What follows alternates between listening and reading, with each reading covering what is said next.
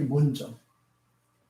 그럼 생활은 어떻게 해야 되는 것일까요? 어떻게 해야 신앙은 갔는데, 하나님은 믿는데, 예수님을 영접하고 믿기로 작정을 했는데,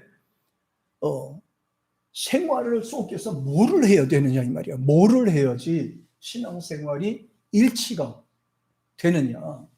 오늘 본문에 주신 말씀이죠. 서기관이 예수님 앞에 묻게 됩니다. 그럼 첫 번째 되는 계명이 무엇일까요? 모든 것 중에 계명이 뭘까요? 여기 딱 보니까 계명 지킴이, 계명을 지키는 삶. 자, 우리가 하나님을 경외하고 믿으면 그 주신 말씀을 생활 속에서 적응을 해야지 신앙생활이 되는 거잖아요. 하나님을 믿는다 하면서도 하나님이 주시는 말씀을 무시하고 자기 뜻대로 살아가는 신앙생활이 안 되는 거예요. 그래서 신앙은 되는데 생활이 안 돼요. 이걸 가리켜서 아직까지 어린아이 신앙이다라고 얘기를 하는 거예요. 어린아이 신앙이다. 그러면 여기서 잘 보시다. 신앙생활이 온전하게 되려고 그러면 몇 가지 중요한 부분이 있어요. 그게 뭐냐? 첫째가 계명을 지키는 삶인데, 계명을 지키지 않는 태도에 대해서 5가지로 말씀을 드릴게요.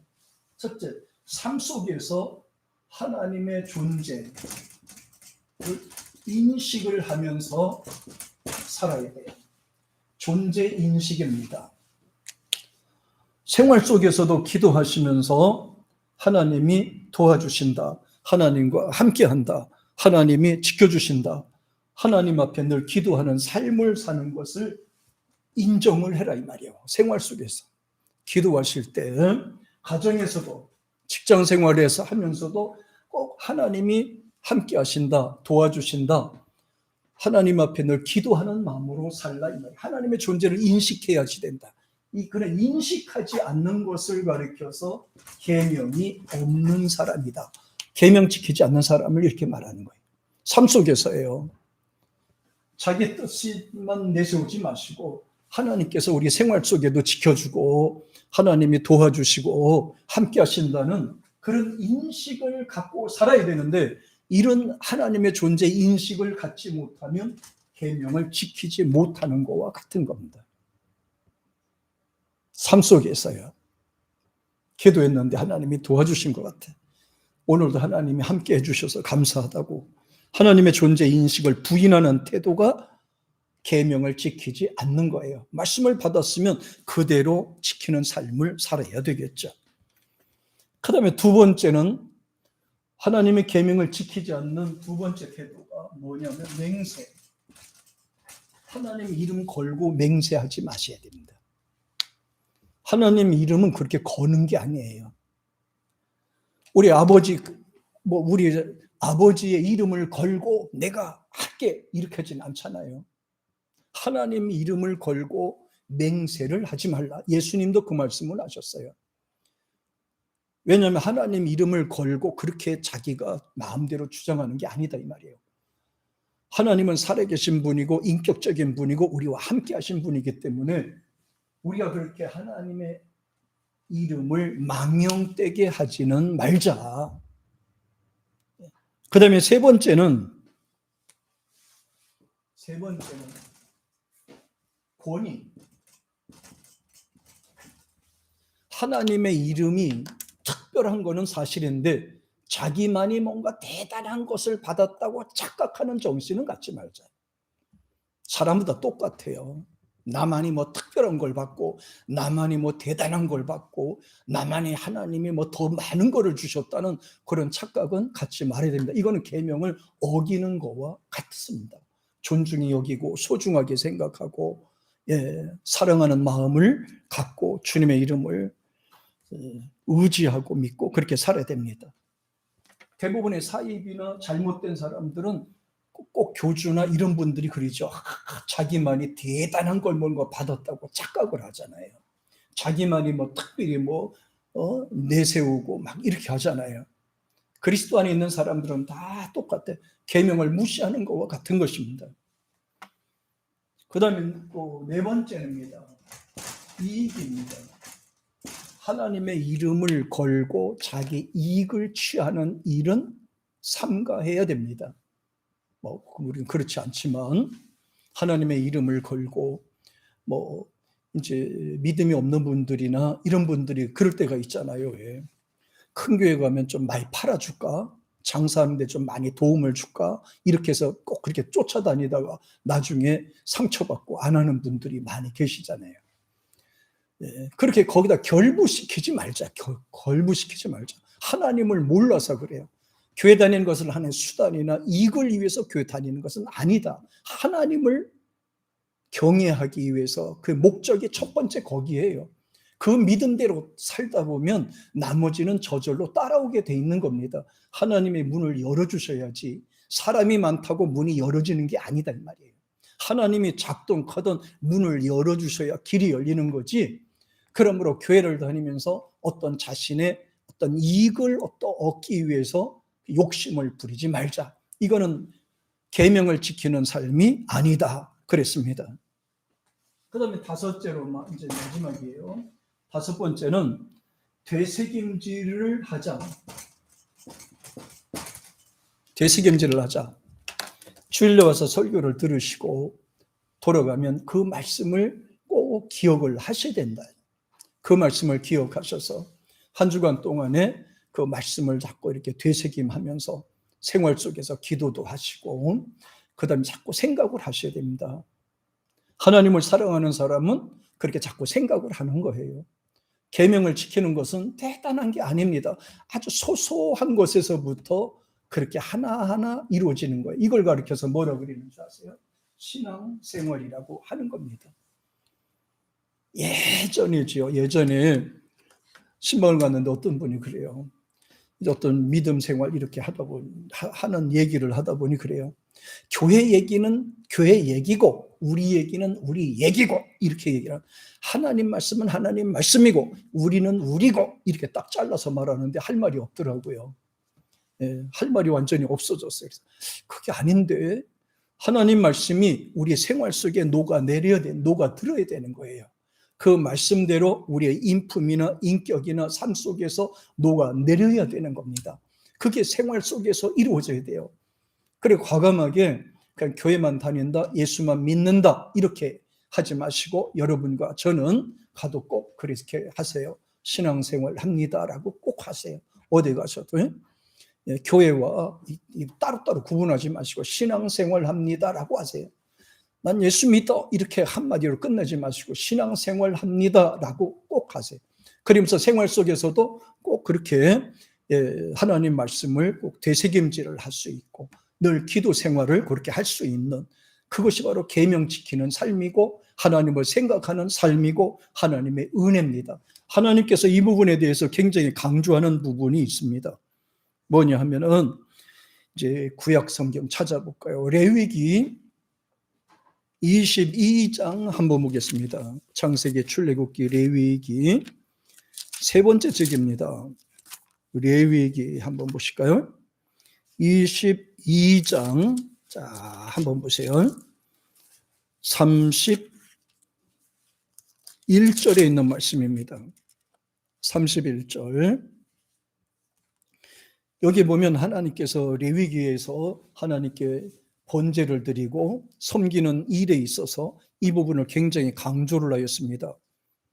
22장 31절 같이 시작. 너희는 내 계명을 지키며 행하라. 나는 여호와니라. 계명을 지키며 행하라. 그건 뭐예요?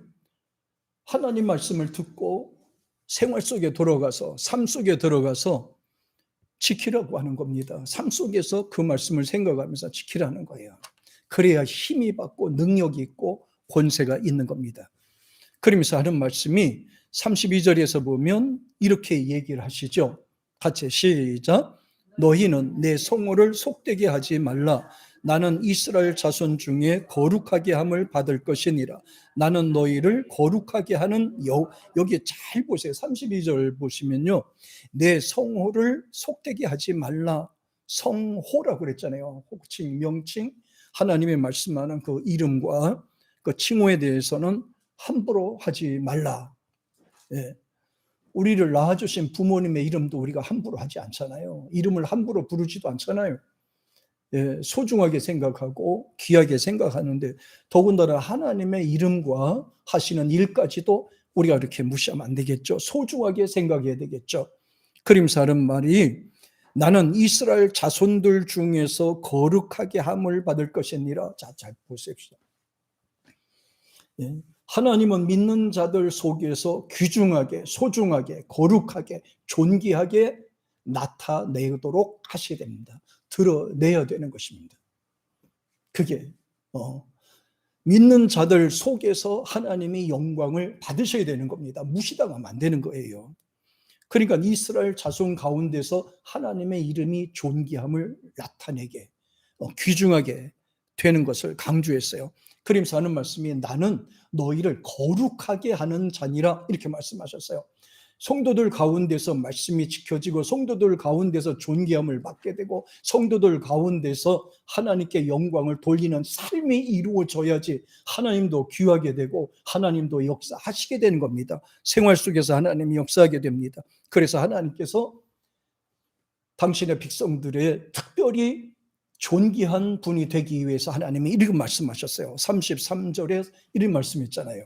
같이 시작. 너희 하나님이 되려고 너희를 애굽 땅에서 인도하여 낸 자니 나는 여호와니라. 이스라엘 민족을 모세를 통해서 애굽 땅에서 끌어내셨단 말이에요. 도대체 왜 끌어내셨을까? 간단해요. 하나님께서 내 자식으로 인정하기 위해서예요. 또 하나님이 대접받기 위해서, 하나님으로 부름받기 위해서예요. 그리고 이스라엘 백성이 따라 나온 것은 하나님의 자녀가 되기 위해서 따라 나온 거란 말이에요. 하나님이 저와 여러분들을 예수와 믿게 하고 이렇게 예배드리게 하고 나오게 한 이유가 뭔지 아세요? 하나님이 우리 아버지가 되고 또 하나님의 우리 자식이 되는 거란 말이에요, 이게. 예.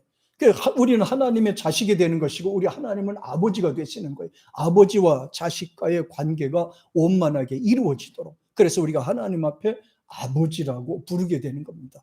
자랑스럽게 아버지라고 부르게 되는 거예요. 목적이 딱 한 가지예요. 난 너의 아버지가 되고 너희는 내 자식이 되게 하기 위해서 내가 불러냈지 않냐? 애굽에서 불러냈지 않냐? 홍해에서 가려고 내가 인도했지 않냐? 광야 40년 동안을 내가 불러내지 않느냐? 그건 뭐하지 말하는 거예요. 너희가 세상에 있을 때 예수를 몰랐을 때 방탕하고 자기 멋대로 살지 않았냐? 힘들고 어렵게 살지 않았냐? 내가 그 가운데 너희를 불러내서 힘을 주고 용기 주고 권세를 줘서 감당할 수 있는 능력을 줘서 내가 불러내지 않았냐? 그 목적이 뭐냐? 하나님은 우리의 아버지가 되고 또 우리는 하나님의 자식이 되고 이 관계가 형성이 되기 위해서 그랬다. 이 부분에 대해서 강조를 하는 거예요. 그 다음에 여호수아서 22장에도 한번 보실까요? 신명기 다음에 있습니다. 자, 여호수아서 22장 한번 보시죠. 22장 5절에 있는 말씀이에요. 22장 5절. 자, 여기는 또 어떻게 또 말씀을 하셨는지 보세요. 우리가 하나님을 자꾸 불러야 되는 이유가, 하나님의 계명을 지켜야 되는 이유가, 하나님을 생각해야 되는 이유가 바로 하나님 우리 아버지가 되고 또 우리는 하나님의 자식이 되고 이 관계입니다. 22장 5절 같이 한번 보세요. 시작. 오직 여호와의 종 모세가 너희에게 명령한 명령과 율법을 반드시 행하여 너의 하나님 여호와를 사랑하고 그의 모든 길로 행하며 그의 계명을 지켜 그에게 친근하고 너의 마음을 다하며 성품을 다하여 그를 섬길지니라 하고. 자, 여기 잘 보세요. 하나님께서 계명을 지키라고 하는 근본 목적이 뭔지 아세요? 생활 속에서 딱 한 단어가 나와요. 친근히 하려고. 친근이 뭐예요? 친하려고, 이 말이 친하려고 하는. 우리가 하나님을 친한 방법이 뭐예요? 친한 방법은 어떻게 가까이 하고 친하게 됩니까? 찬양하고 기도하고 생활 속에서도 하나님 잊지 말고 늘 감사하는 삶을 살고 이렇게 하면 되겠죠. 어려운 상황이 돼도 늘 감사하는 삶을 살고 이렇게 돼. 이게 친하게 하나님 앞에 가까이 가는 거예요. 오죽했으면은 야고보 사도는요, 하나님을 가까이 하라. 그러면 하나님이 가까이 해 주시리라. 이게 무슨 관계입니까? 서로 친한 관계예요. 가까이 하는 관계입니다. 이렇게 하나님과 가까이 하는 관계가 되잖아요. 그럼 어떠한 어려움이나 어떤 힘든 일이 있을 때는 능히 감당할 수 있는 지혜도 생기고 믿음도 생기고 그런 능력이 생기는 거예요. 생활 속에서. 예, 이런 능력이 갑자기 생기는 거예요. 그리고 여기 보니 친근히 하고 예, 그래서 마음을 다하고 힘을 다하여 그만 섬길지니라 이렇게 말씀을 하셨어요. 다른 것이 아니에요. 그래서 여호수아는 그들에게 축복을 하여 보내매 그들이 자기의 장막으로 돌아갔더라. 아, 바로 이거구나. 모세가 백성들에게 한 말이 뭡니까? 너의 하나님을 마음을 다하고 뜻을 다하여 하나님을 사랑해라. 그럼 하나님이 너희를 사랑해 주실 것이다. 여호수아도 말씀합니다. 하나님을 친근히 하라. 그리고선 계명을 지켜라. 그럼 하나님이 너희와 함께 하실 것이다. 도와주실 것이다. 인도해 주실 것이다. 이렇게 말씀을 해 주셨잖아요. 아주 간단하죠. 그리고 나서 축복기도 하고 보내주셨다. 성경에는 이렇게 이야기를 하고 있습니다. 그 다음에 또 하나 볼까요? 시편 한번 보시겠습니다. 시편 111편입니다.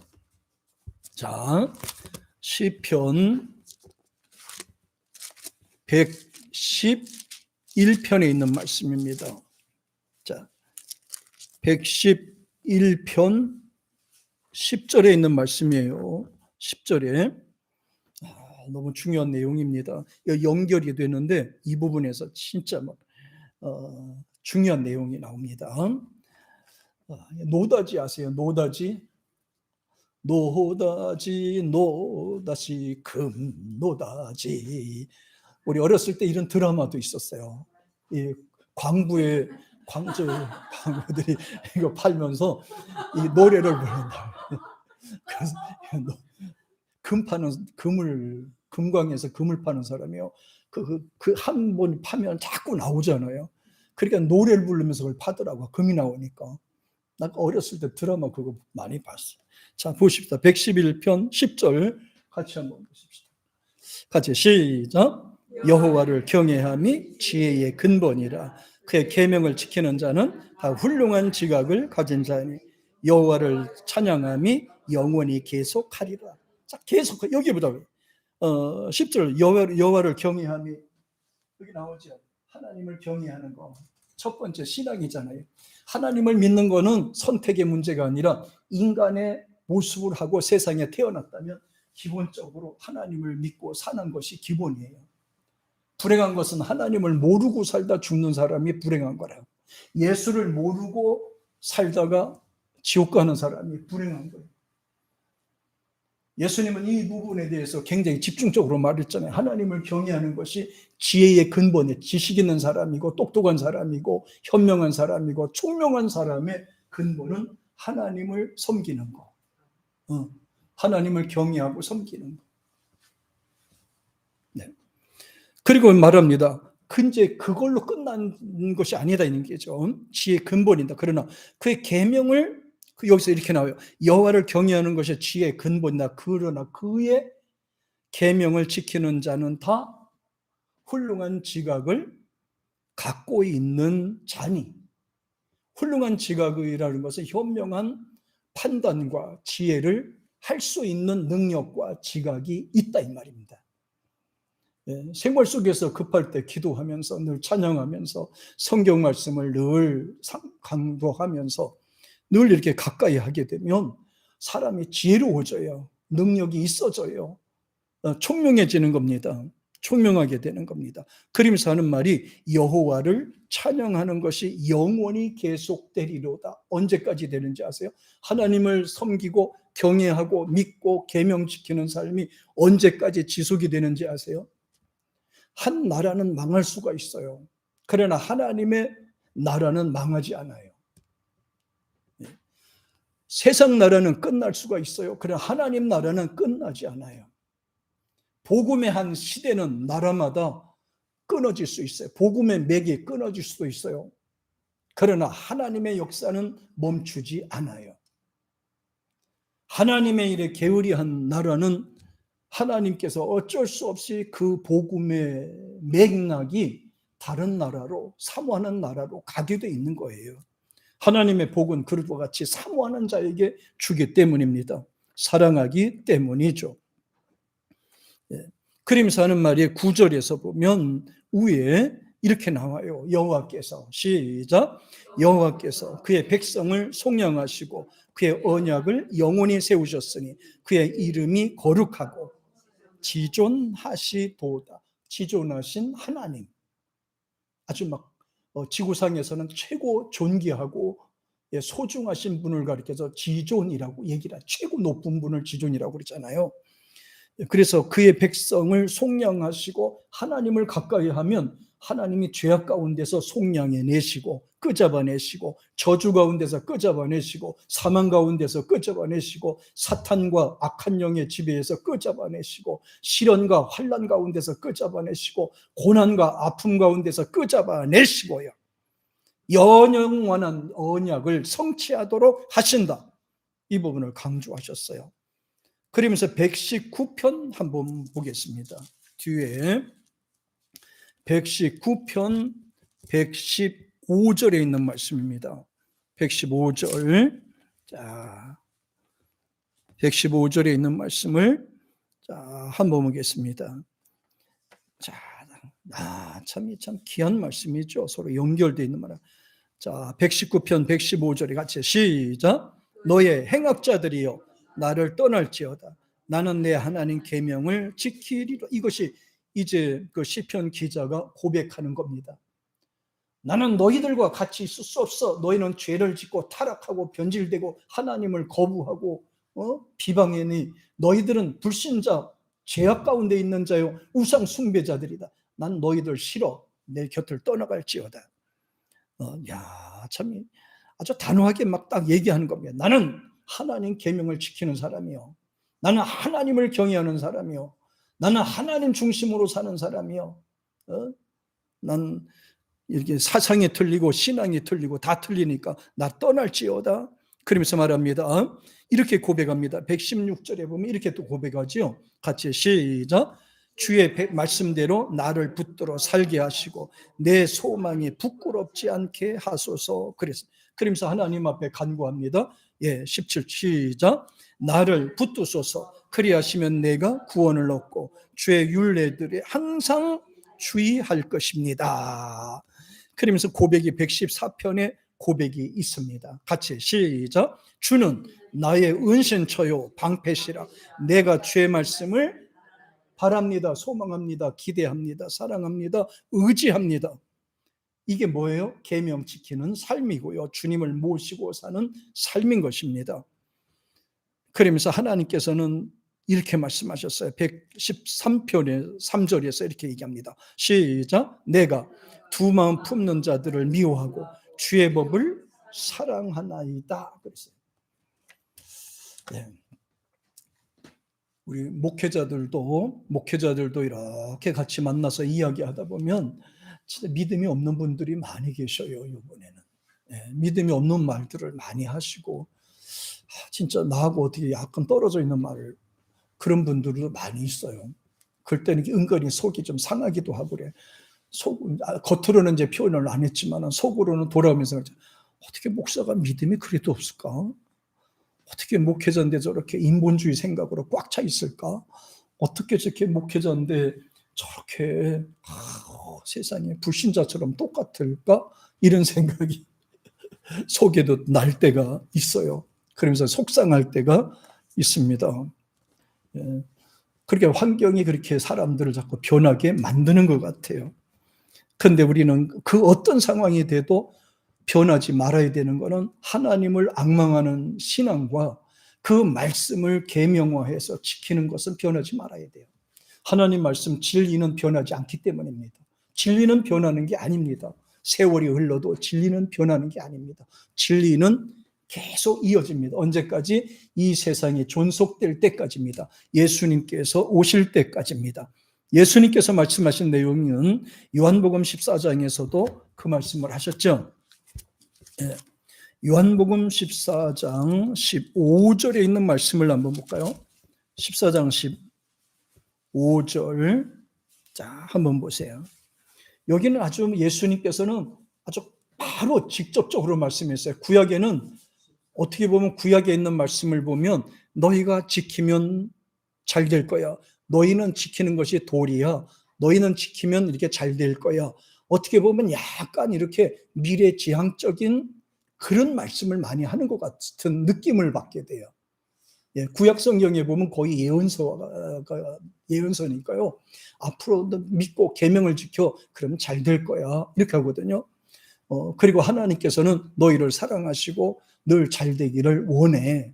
뭐 이렇게 한다면 이 신약 같은 경우에는 아주 직접적으로 예수님이 말씀하셨어요. 바로 15절에, 자, 14장 15절에 보면 예수님이 아주 그냥 콕 찍어서 말씀한 내용이 나와요. 같이 시작. 내가 아버지께 구하겠으니 그가 또 다른 보혜사를 너희에게 주사 영원토록 너희와 함께 있게 하리라. 그러면 15절 같이 시작. 너희가 나를 사랑하면 나의 계명을 지키리라.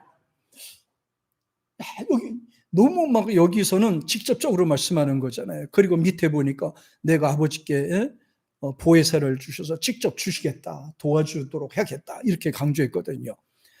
너희가 나를 사랑하면 내 계명을 지킬 거야. 이건 당연한 것처럼 말씀하는 거예요. 너희가 나를 사랑하고 나를 믿으면 너희가 당연히 내가 말하는 것과 내가 지실 것을 지키고 따를 거야. 따르지 않으면 너희들은 내 제자가 아니야. 이렇게 예수님은 아주 참 직접적으로 말씀을 하셨습니다.